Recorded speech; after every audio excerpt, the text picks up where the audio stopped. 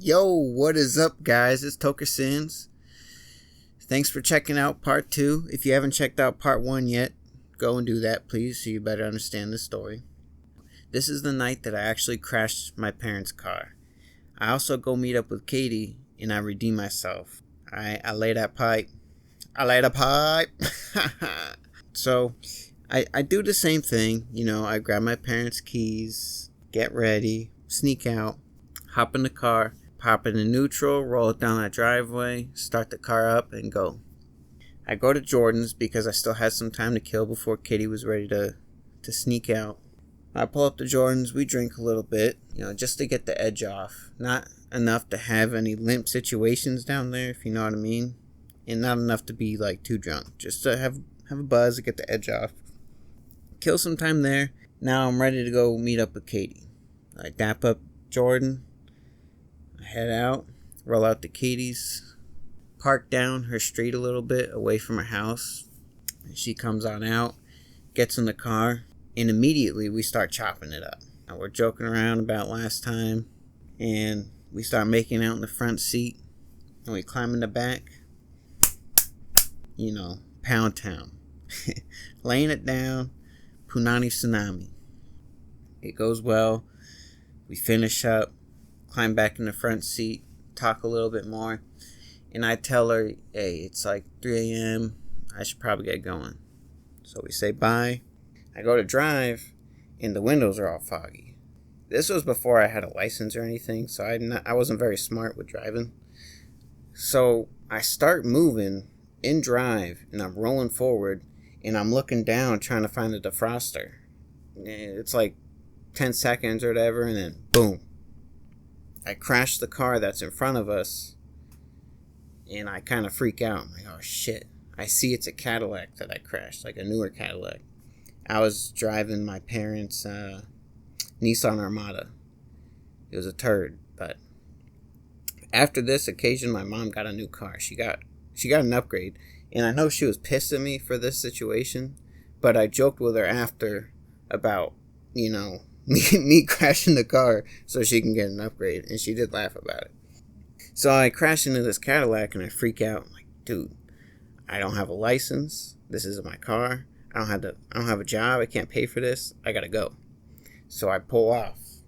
I don't even back up from being into the Cadillac that's in front of me. I just turn left and hit the gas and go. Turn around, and I could feel there's some some restraint. I would press the gas and it wouldn't go as much as it would before. So I go down the street about a block, and there wasn't any street lights in this neighborhood, so I go down the street to where there was a house with one of those stair things that led up to their front door that goes all the way down to the curb, and there's lights. There's 2 little pillars with lights on top of them closest to the curb, so it's kind of illuminating the street. And I pull up to there to where the lights are kind of shining on the front of the vehicle, and I can find out what the hell's going on, why this car isn't going as it should be going. And I see that the bumper is bent into the front passenger tire, the wheel.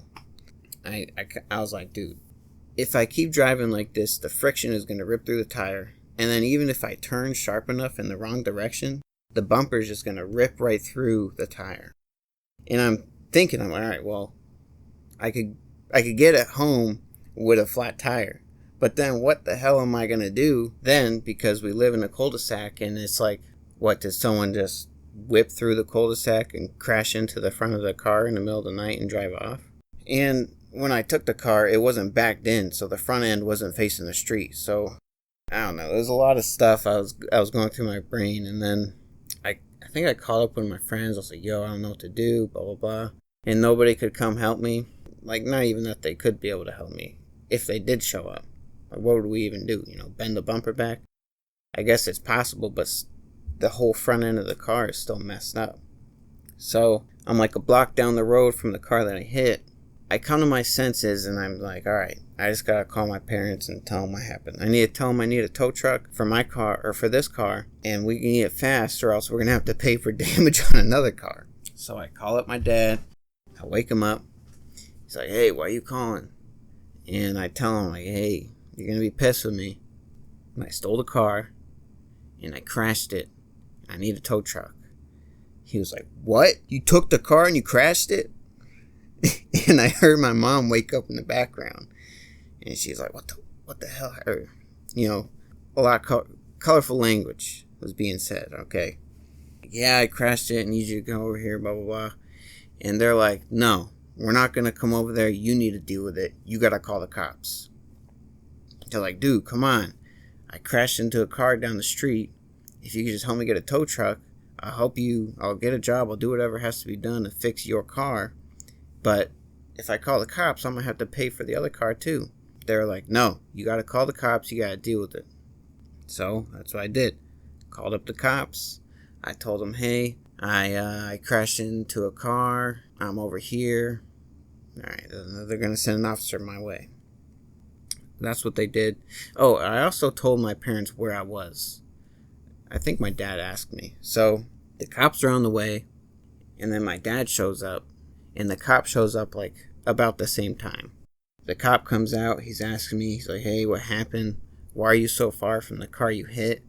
And I didn't want to tell him, like, oh, I was trying to do a hit and run or something. But no, I just told him, well, there's no street lights in this neighborhood, and this was the only spot with light. So I pulled all the way up here so I could see the damage in my car.